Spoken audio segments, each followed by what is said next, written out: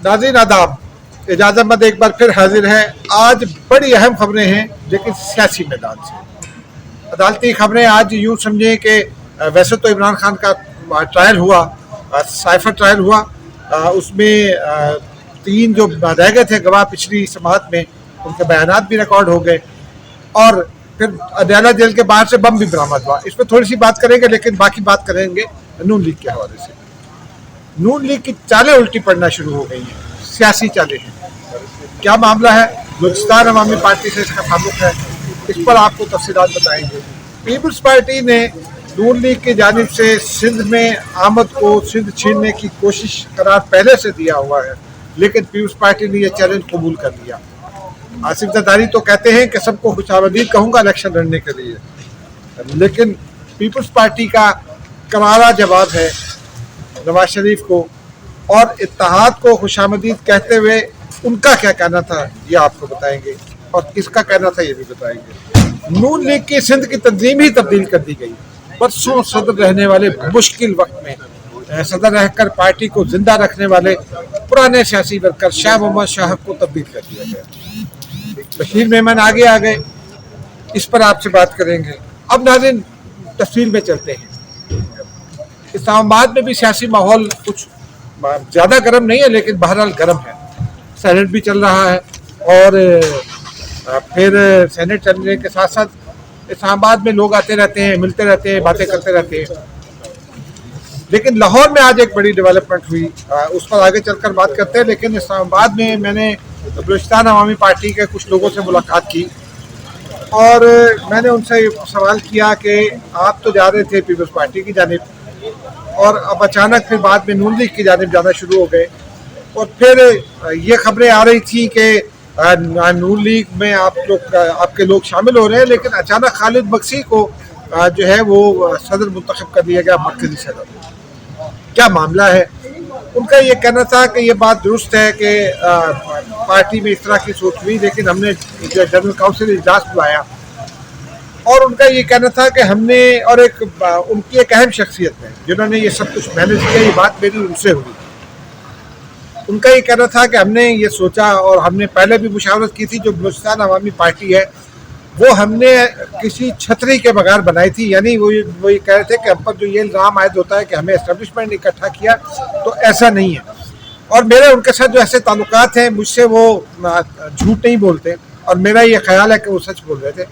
उनका ये कहना था कि बलूचिस्तान में हम जैसे लोग जो इलेक्टेबल्स हैं, हमने जब एक दूसरे के साथ इकट्ठे हुए तो हमने ये सोचा कि हम इलेक्टेबल्स हैं, हम अपनी अहमियत क्यों ना बनाएं, और इसीलिए हमने बलूचिस्तान अवामी पार्टी तश्कील दी थी ताकि हम कलेक्टिवली एक पार्टी में रहें।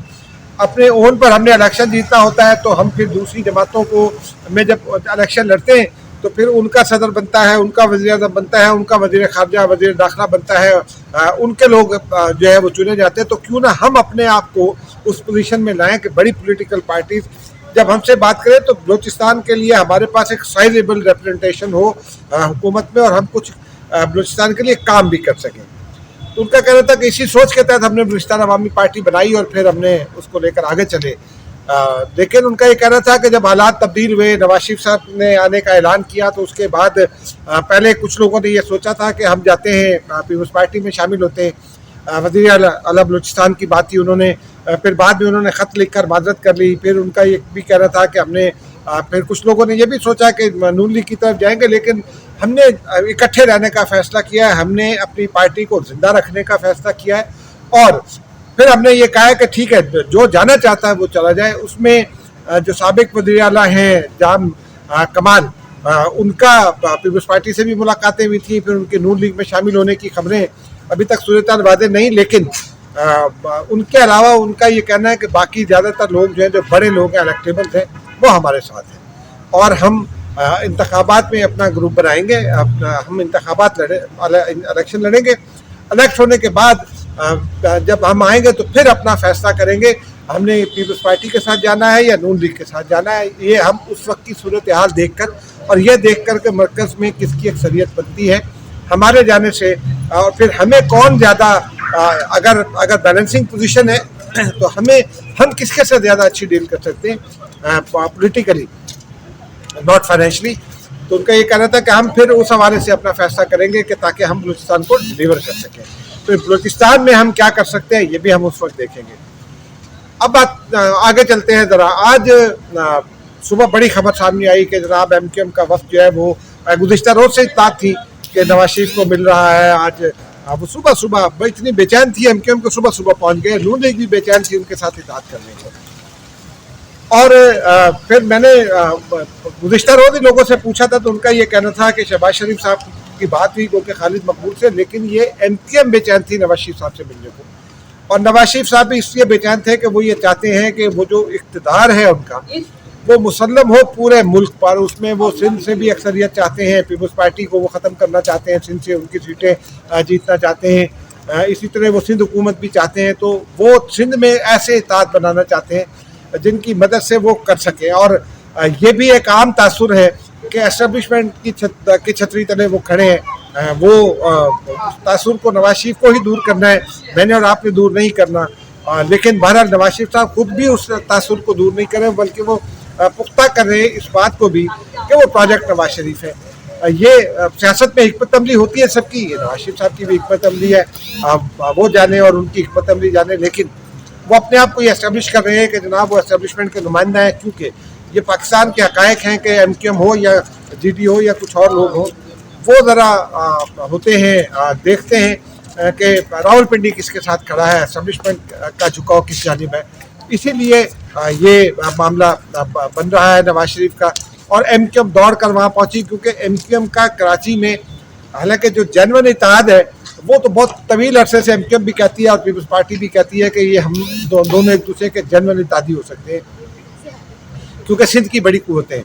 लेकिन जो इन दोनों के मफादात में जो टकराव है वो इन दोनों को इत्तेहादी नहीं बनने देता। MQM एब्सोल्यूट पावर चाहती है, यानी MQM चाहती है कि वज़ीर आला हमारा हो। और सिंधी जो है, सिंधी आबादी, सिंधी बोलने वाली, वो चाहते हैं कि हमारा हो। गवर्नर हमेशा उर्दू स्पीकिंग रहा, अब भी MQM का गवर्नर है और वो लेवल प्लेइंग फील्ड भी मांग रही है। हालांकि गवर्नर उनका अपना है, पीपल्स पार्टी भी मांग रही है लेवल प्लेइंग फील्ड, उनका कुछ नहीं है। बहरहाल मैंने इस पर पीपल्स पार्टी के लोगों से बात की। आसिफ अली जरदारी का खिताब भी था घोटकी में, एक अच्छा बड़ा साइजेबल जलसा हुआ। घोटकी में जितना बड़ा हो सकता है महर हाउस में था, बल्कि अली गौहर महल का महल उसको कहते हैं, गौहर महल, सॉरी माफ़ कीजिएगा। तो वहाँ था, वहाँ आसरा भुट्टो जरदारी भी थी। अब आसरा भुट्टो जरदारी आहिस्ता आहिस्ता पोलिटिकली शायद लॉन्च हो, उस पर हम कल बात करेंगे, तफसीलात से आपको कल आगाह करेंगे। आसिफ अली जरदारी ने कहा कि सिंध में जो ये लोग आ रहे हैं इलेक्शन लड़ने, इन सबको खुशामदीद कहता हूँ। और उन्होंने ये कहा कि दोस्त और दुश्मन सबको बताना चाहता हूँ कि हम इलेक्शन लड़ेंगे और हमने काम किए हैं सिंध में, हमने वो तारीखी काम किए हैं जो बहुत लोग नहीं कर सके। बहरहाल उनका दावा है कि उन्होंने काम किए, उनके अपने क्लेम की सपोर्ट में उनके पास कुछ एविडेंस भी है, ख़ास तौर पर सेहत के शोबे में अच्छा काम हुआ है। फिर जो सूबाई रोड सिस्टम है, यानी जो NHA से हटकर है, प्रोविंशियल रोड अथॉरिटीज़ का, वो उस पर भी वो उनका क्लेम है। कराची से जो है वो थर पार कर तक रास्ता बदीन बहुत आला सड़क बनी है। हैदराबाद मीरपुर खास रोड बहुत आला बनी है। तो इस तरह उनका क्लेम है। बहरहाल इंडस हाईवे बहुत अच्छी है और वो कभी सिंध हुकूमत क्लेम करती है, कभी वफाक क्लेम करता है, जो भी है। लेकिन नाज़रीन, मैंने इस हवाले से फिर पाकिस्तान पीपल्स पार्टी के कुछ लोगों से बात की तो उन्होंने कहा कि हम नून लीग का चैलेंज कबूल करते हैं। ये सिंध छीनने के हवाले से थी, क्योंकि इतलात ये फैलाई जा रही हैं कि जनाब एस्टेब्लिशमेंट नाराज़ है, और एस्टेब्लिशमेंट नाराज़ है या नहीं इस पर हम आपसे कल बात करेंगे। मेरे पास एक बड़ी ऑथेंटिक खबर है, उस बात देंगे। लेकिन ये तासुर फैलाया जा रहा है कि एस्टेब्लिशमेंट सिंध छीन लेगी पीपल्स पार्टी से और नून लीग के हवाले कर देगी। बहरहाल पीपल्स पार्टी का ये कहना है कि हम इस चैलेंज को कबूल करते हैं। फैसल करीम कुंडी से मेरी बात हुई, उनके साथ मेरी दुआसलाम भी अच्छी है। मैंने उनसे पूछा तो उन्होंने ये कहा कि नून लीग हो, GD हो या MQM हो, इन सब का हक है इलेक्शन लड़ना, इत्तेहाद बनाना। हम इनको वेलकम करते हैं सिंध में इनके इत्तेहाद। और उन्होंने कहा कि माजी में भी हमने देखा था कि ये इत्तेहाद बने और फिर क्या जो नताइज है वो सबके सामने है। उन्होंने 2 कदम आगे बढ़कर बात की। उन्होंने कहा कि जो हम हुकूमत पे थे और हम इत्तेहादी थे हुकूमत के, जब इमरान खान ने इस्तीफे दिए तो उस वक्त पंजाब में जो ज़िमनी इलेक्शन था, हमने नून लीग से ये कहा था कि हमें पंजाब में इलेक्शन लड़ने दिया जाए, कुछ इस्लाम हमने मेंशन किए थे, लेकिन नून लीग का ये ख्याल था कि हम कमज़ोर हैं, तो हमें बस उन्होंने पंजाब में एक सीट दी, जो अब्दुल जो अली मूसा गिलानी जिस पर जीते, इमरान खान को उन्होंने इमरान खान के नामजद उम्मीदवार शाह महमूद कुरैशी की साहबजादी को हराया था और बड़े मार्जिन से हराया था। बहरहाल और सिंध में कराची में जो इलेक्शन हुआ था उसमें जो है वो खुद इमरान खान हार गए थे वो इलेक्शन। तो उन्होंने कहा कि हमने तो 2 सीटें जीत ली, लेकिन जिस जमात की मेन हुकूमत थी, जिसका वज़ीर आज़म था, जिसका वज़ीर ख़जाना था, जिसका वज़ीर दाखिला था और जिसका वज़ीर दिफा था, उनकी परफॉर्मेंस ये थी, इतनी उम्दा परफॉर्मेंस थी कि वो सारा का सारा इलेक्शन हार गए पंजाब में। बल्दियाती वो माफ़ कीजिएगा जो ज़िमनी इलेक्शन था, फिर उन्होंने कहा हमने बल्दियाती इलेक्शन जीता, सारे मुखालफिन को धूल चटाई। उस वक्त ये कहा जाता था कि हम तो हुकूमत में, तो हमने कहा ठीक है, लेकिन अब उन्होंने कहा कि अब 2 रोज़ पहले जो इलेक्शन हुआ सिंध में, ज़िमनी इलेक्शन पूरे सिंध में ही हुआ एक तरह से, कराची में भी और अंदरूनी सिंध में भी, तो हमने वो भी जीत लिया। इस वक्त तो हम हुकूमत भी हमारी नहीं है, बल्कि बाज़ वज़रा तो ऐसे जो पीपल्स पार्टी के मुखालिफ लॉबी कर रहे हैं। ये उन्होंने कहा नहीं, लेकिन उनकी गुफ्तगू का मतलब ये था। साथ उन्होंने एक और पते की बात की, उन्होंने ये कहा कि जो नून लीग का ये हक है, नून लीग का नाम लिए बगैर उन्होंने कहा उनका हक है वो आए इत्तेहाद बनाए, लेकिन हमारा भी हक है सियासी इत्तेहाद बनाना, और हम जब पंजाब में आएंगे अपनी सियासत करेंगे, अपना इत्तेहाद बनाएंगे, तो इन लोगों को पसीने आ जाएंगे, इनके पसीने छूट जाएंगे। ये उनका ये कहना था, और हो सकता है इनका दुरुस्त कहना हो, ये अगले दिनों में देखने की बात है। लेकिन जो पंजाब की सियासी सूरत हाल है नाज़रीन, वो ऐसी ही है। आज मेरी किसी और से भी बात हो रही थी, वो भी पंजाब को बहुत अच्छी तरह से जानते हैं, राब्ते में रहते हैं, सियासत में ही हैं।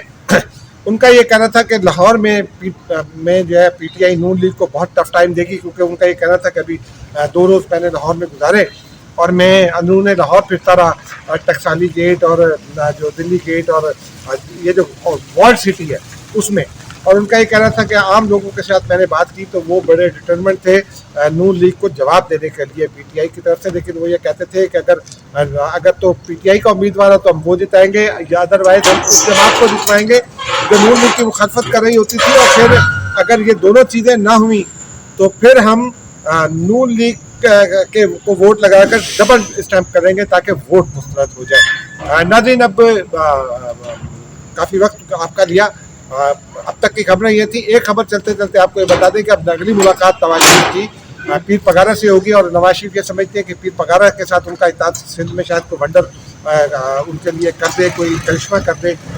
ये शायद मुश्किल हो, क्योंकि पीर पगारा की अपनी मखसूस नशिस्तें हैं और पीर पगारा के करीबी लोग उनको छोड़कर पीपल्स पार्टी में जा चुके हैं। मुझे इजाज़त दीजिए, खुदा हाफ़िज़।